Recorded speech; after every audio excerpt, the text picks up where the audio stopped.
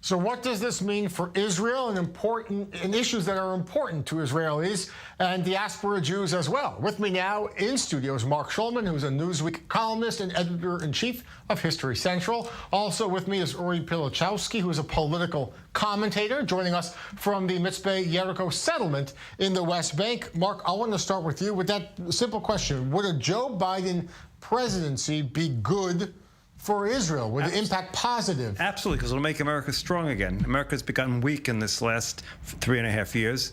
Everything that President Trump has done has weakened America on the world scene. We looked at the vote in the UN Security Council. No one will vote with the United States because everybody is angry at the United States. He practically destroyed NATO. He destroyed any sort of multilateralism. And he's done crazy things when it comes to pulling troops out, not pulling troops out in Syria and other places. The reality is Israel is strong when America's strong, and I don't care whether he says nice things about Israel and even moves the embassy to Jerusalem. The reality is President Trump has weakened America on the world scene. When America's weak, Israel ends up being weak. Ori, do you have a response?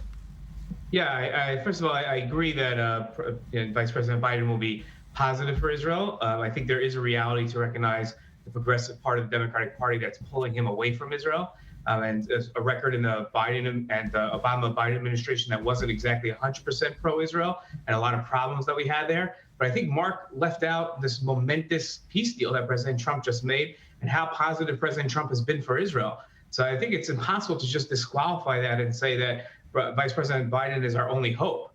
I think that Israel wins in both cases. And Mark, can you touch on that, the fact that under President Trump, we now have U.S. official recognition of the capital of Jerusalem, sovereignty in the Golan Heights. We have President Trump brokering a new normalization pact with Israel and the UAE. Could be other normalization pacts in the months ahead. This seems like a positive development. All of those things are positive developments for Israel. I'm not going to take that away. But I'll say most of those things are statements. They're not real facts in the sense. I mean, yes, moving the embassy, or at least part of the embassy, to Jerusalem is an actual fact. But the reality is those are nice statements, those are nice things, but in the world of real politics, what's important is power, what's important is influence, and those are things that really count. As far as the UAE, yeah, that is positive. I wrote a column and I said we have to give all credit to at least Jared Kushner for managing to realize that annexation wasn't going to work at this point, and this was going to be a solution that everyone could rely on and everyone could be happy with, and it got Prime Minister Netanyahu to climb down from history, and it got this situation to work. And it's a good thing, it's a positive thing, and it might bring other positive things. It's not to say what would have happened in 3.5 years if someone else had been president, of course. I want to move to Iran here because, of course, Joe Biden, who was then vice president under President Obama, helped orchestrate the Iran nuclear deal, the P5+1 pact that existed for a few years to stem Iran's nuclear program. President Trump, of course, pulled out of that deal. Here's what candidate Joe Biden said about the Iran deal while campaigning a few months ago. If Tehran returns to compliance with the deal, I would rejoin the agreement and work with our allies to strengthen and extend it while more effectively pushing back against Iran's destabilizing activities, which under the agreement we were allowed to do and we had partners to do with us.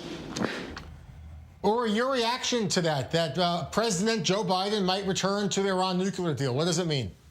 I think the Iran deal was a horrible idea. I think it did not secure Israel at all. I think it put it in a much more precarious position, both in terms of Iran's nuclear deal, its support of terrorism, its development of ballistic missiles.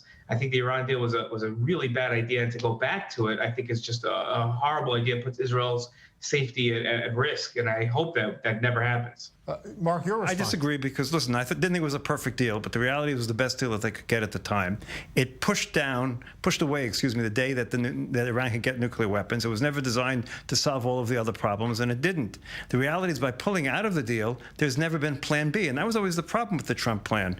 They pulled out maximum pressure. Maximum pressure hasn't worked. Maybe someday it will, who knows, but it has not worked. They've continued to develop nuclear weapons as we speak, and we've lost all of our allies in our attempt to try to rein in Iran. I mean, the idea that we're going to have a snapback now is what the Trump administration is saying because the UN Security Council didn't agree is never going to stand because the United States withdrew from the agreement, so it's no longer a party to that agreement. Yeah, you can make any sort of arguments you want. No one is going to pay any attention to the United States right now. Now, is the nuclear nuclear plan a good plan? The problem with it is it's sunset. If Joe Biden works to re-enter it and eliminates the sunset clause, then that's all great. I mean, right now we have no other alternative. Our alternative is to bomb them. Yeah, or I see you shaking your head there. You don't agree with this analysis. No, not at all. Mark's contradicting himself. He's saying, and I respect Mark tremendously, but on the one hand, he's saying maximum pressure won't work. On the other hand, he's saying that Vice President Biden will be able to use maximum pressure to get Iran to renegotiate the parts of the deal that were bad for us. It's one or the other, and that's President Trump's entire strategy, and it is working. Iran is feeling weak, and now with the UAE deal, it's going to feel even weaker, and it's going to put Iran in a position of weakness where we can go ahead and pressure it to then reformulate the deal. It's exactly what Mark is saying, except using the Trump moves to be able to do it. No, except there's only one problem with that. At the moment, we have neither China, nor Europe, nor Russia, or anyone else going along with us. They're all trading with Iran on the side.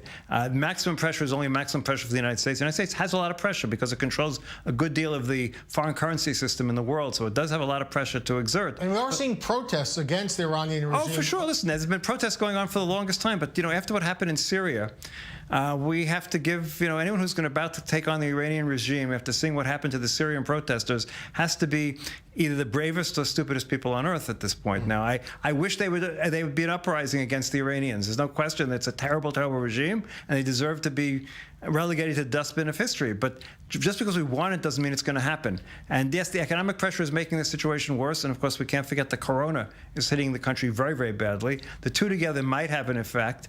But listen, maximum pressure has been going on for 2.5 years. We have not seen any real change in their policy. And on the other hand, we have all the Europeans, Russia and China, who are willing to trade with them, willing to work with them. So it makes it very, very difficult. Ori, I want to note in that Biden's soundbite, he has said if Iran complies, if they return to the deal, then we would also return, we'd be a party again. But it seems like perhaps that ship has sailed. If Iran doesn't stop its nuclear research at Natanz and other places, then it's over. So do you think that Biden could be tough on Iran moving forward?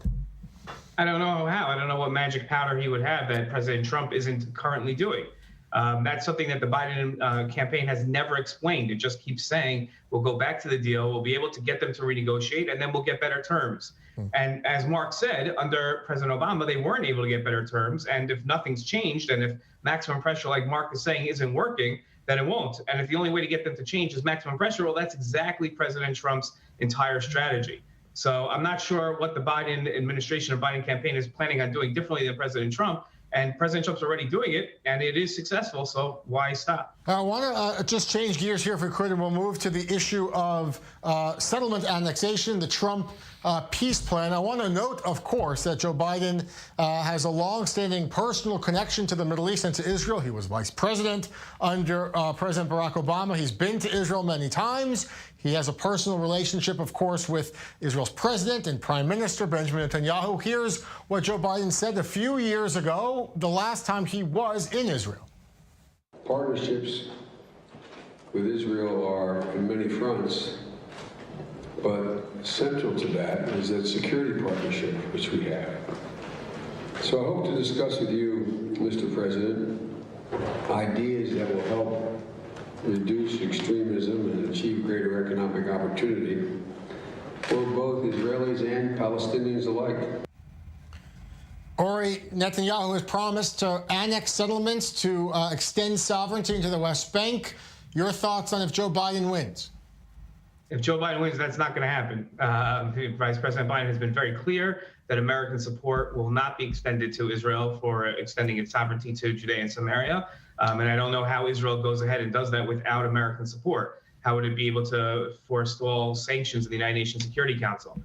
So I think that it needs American support. If Vice President Biden gets elected, then we can say goodbye to extending sovereignty. You agree, Mark? I agree 100%. And that's part of the reason I'm happy Biden would be elected, because I'm against extending sovereignty. But then what do you think a Biden presidency would do differently with regards to the Israel-Palestinian conflict. Under President Obama, Vice President Biden, there was a settlement freeze in Ariel. There was an effort under John Kerry to get both sides, and everything fell apart. Everything fell apart. The Palestinians said no like they always say no, and that's the reason everything fell apart, because the Palestinians don't know when to say yes.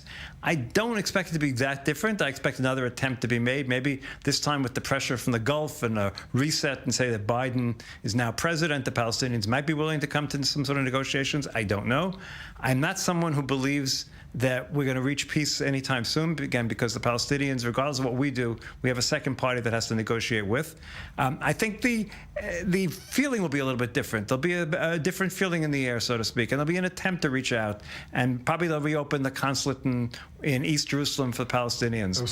But if and both of you agree that there won't be formal extension of sovereignty, how would a Biden president, and we don't know who a possible Secretary of State would be, but how would they react to ongoing construction, expansion in some of the blocks? Look, I think it really depends on what that means. If it's done quietly, they're going to look the other way, like the American administrations have done for 2 generations at this point. If someone makes a big public announcement and does a lot of noise about it, they'll do the normal thing and attack and say settlements are against the peace process going forward. Okay, Uri, your reaction to that? What would happen if settlements expand? I think there's one difference that's going to happen under a Biden administration, which is the aggressive, progressive left-wing part of the Democratic Party, which is going to push for more action towards a Palestinian state. I think that's a huge difference in terms of color of what's happening within the Democratic Party now.